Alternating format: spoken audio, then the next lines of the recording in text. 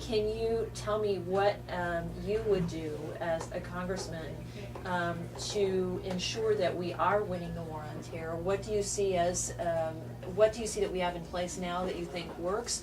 What do you think we should get rid of? What do you think we should implement? Give me some idea of your strategy.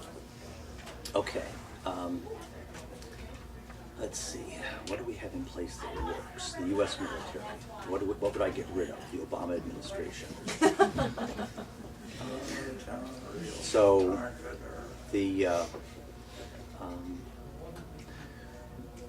we still have so as far as the war on terror, the part that where we are fighting terror overseas, or fighting terrorists overseas.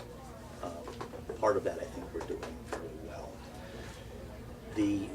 And the part I feel we're doing well is the part we're actually letting where we're letting the military do what it does best, which is kill people and break things. The parts where we're not succeeding very well are the domestic side of it. As you mentioned, the successful terror attacks, the fact that the terror attack at Fort Hood, and the terror attack at it was the Arkansas recruiting station, the attempted Times Square bombing. Those we're seeing, I think we're seeing a return to the same law enforcement silos that we had in the 1990s that led up to 9/11. And I'm very concerned about that. I think that what we can do in Congress is, again, using our subpoena power and hearings, and sort of saying, and the hearings might need to be at the intelligence level, so those are not public. One problem I think we have is that there are, we saw this in the previous administration. I think the New York Times is quite willing to publish things that they shouldn't publish, and so we need to believe that there are people who are actually looking at this and being concerned about it, and yes, I believe I would be one of those people. Now, whether I would get chosen for the Intelligence Committee, I don't know. That's not. I'm not sure that would be the best committee for me to be on. But if that was an assignment that was offered, I would not refuse it. In some sense, my concern there would be continuity, in that I would be such a vulnerable incumbent that it would not necessarily be fair to the people who have to testify in that committee that I might be very much gone in 2 years or 4 years.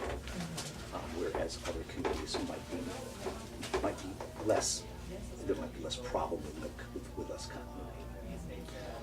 But I think that's a Congress that takes note of that is then holding the executive branch accountable. Because ultimately it really is the executive branch that has to do the right thing.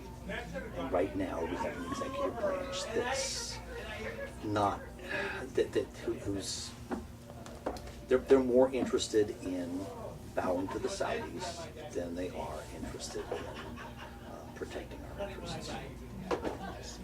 And one of the principal ways that the federal government has attempted to keep us safe over the last 8 to 10 years, I guess about 8 years now, 8, 9 years, is via the Patriot Act.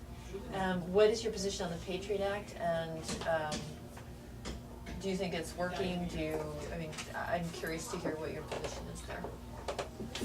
Well, now at this point I have to make the Will Rogers disclaimer, which is that all I know is what I read in the papers.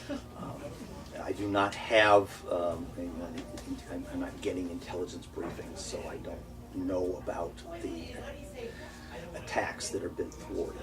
Certainly, during the previous administration, we were concentrating on capturing terrorists and interrogating them. Now we seem to be concerned about their civil rights, so we're concentrating on killing them, and since we can't interrogate them and find out what's hatching. We have a situation where the underwear bomber was read Miranda rights and proceeded to clam up, and so we don't know any more about that.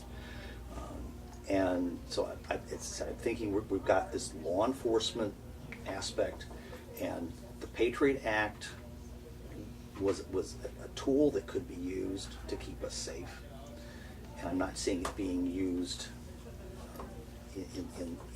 I'm not saying it's being misused, I'm just not seeing it being used at all. It's just the current administration seems to be thinking that we can just continue being lucky, as we were with the Times Square bomb. Do you see the Patriot Act as a violation of the Fourth Amendment? No. Why? Because the idea of the federal government has responsibility for defending the country, and that is that was felt to be appropriate for the defense of the country. And yes, so that's no right is absolute, and frankly, for the defense of the country, I think the Patriot Act is appropriate balance. Are you aware that there are organizations like there's a state level organization which arose out of Homeland Security in Missouri, which came up with a list several months ago of potential domestic terrorists that included types of people like returning veterans, Tea Party group members, certain religious group members, including Christians. There were a whole lot of people on that list that it raised a lot of eyebrows among the conservative grassroots about how the Patriot Act could potentially be turned against, frankly, law-abiding citizens who simply oppose the actions of their government. Well, but remember, Kirsten, any law can be turned against